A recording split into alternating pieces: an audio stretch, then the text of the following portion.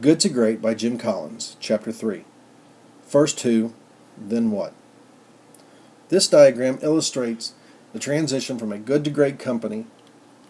The ground floor, or the build-up, starts with people, disciplined people, and it begins with the level 5 leader. As stated in Chapter 2, the level 5 leader is an ambitious individual for the company, not themselves.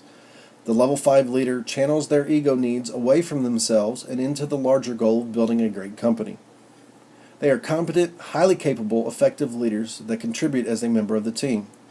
But most importantly, the level 5 leader is the person that gets the right people, level 5 and potential level 5 people, on the bus. Once on the bus, then this team confronts the brutal facts. They look at the questions, not the answers, and they understand 3 critical areas. That they can be the best team in the world, that they are passionate about what they are doing, and they are the drivers of their economic engine. And this is created through a culture of discipline led by the level 5 leader. The first step a level 5 leader takes is not pointing the company in the direction it's going, but rather developing who is going to take it where it needs to go. The level 5 leader understands 3 simple truths. First, you must begin with who, the people, rather than the what, the vision or direction, so that you can adapt to the changing world.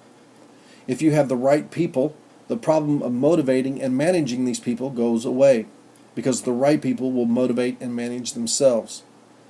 If you have the wrong people, it doesn't matter where you're going, or even if you're going in the right direction, you will never get there. Wells Fargo versus Bank of America illustrated this point. In 1983, Wells Fargo began its 15-year stint of spectacular performance.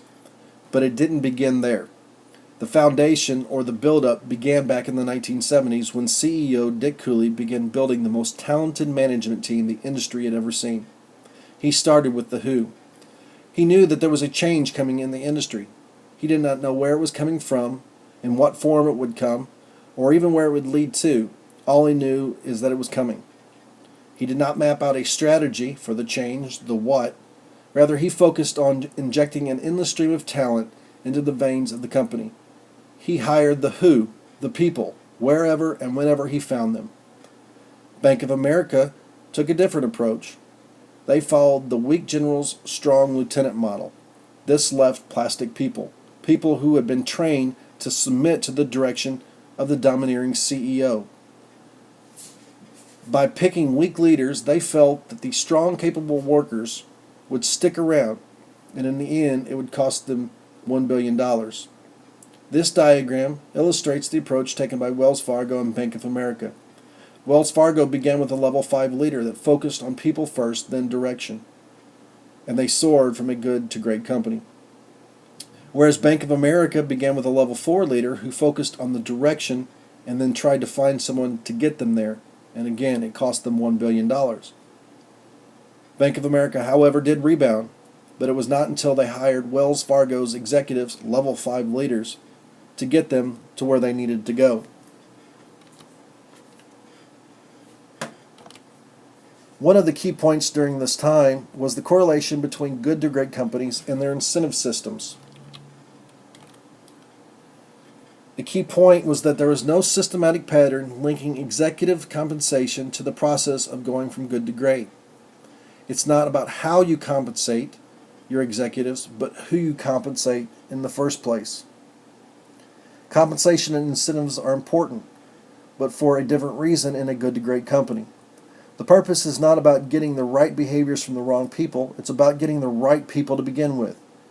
No one wants to work for free, but a level 5 leader will do everything in their power to build a great company because they could not imagine settling for anything less. Nucor illustrated this key point. They pay their workers more than any other company. They built its pay system around high-pressure bonus systems, and this created an environment of hard-working people that thrived and forced the lazy workers off the bus. They illustrated this point. People are not your most important asset, the right people are. And they placed greater weight on character before any other attribute. The next area of focus was on the work environment. Good to great companies built rigor into their work environment, not ruthlessness. and they applied it at the top first. Wells Fargo also illustrated this point by applying rigor in all standards and disciplines, in all situations, at all levels, at all times. And Nucor and Wells Fargo followed these three practical disciplines. When in doubt, don't hire, keep looking. Don't settle. Look for the good to great person. When you know you need to make a people change, act. Don't wait. Put your best people on your biggest opportunities, not the biggest problems. The next point was balancing life. Good to great companies balance life with work. The level 5 leader maintains a balance between work and personal life because of the who, the people.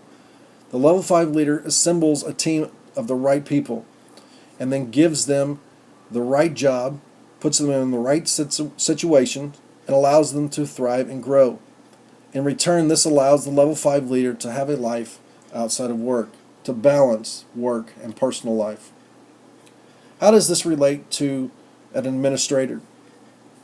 A level 5 administrator in a school system focuses on the who, focuses on getting teachers of high character with the best qualifications.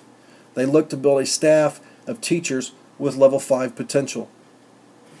The level 4 administrator focuses on the what first and would look to raise test scores by any means possible, even using those that are not potentially ready to raise those scores, as in the Bank of America model. A genius on the top with plastic people following. And when the leader is gone, the troops crumble. Level 5 administrators and teachers build great schools, but they also build a great life. They balance between family and work. They build rigor and discipline into everything they do, into their school systems, into their school buildings, and into their lesson plans. And they strive to build level 5 potential in everyone.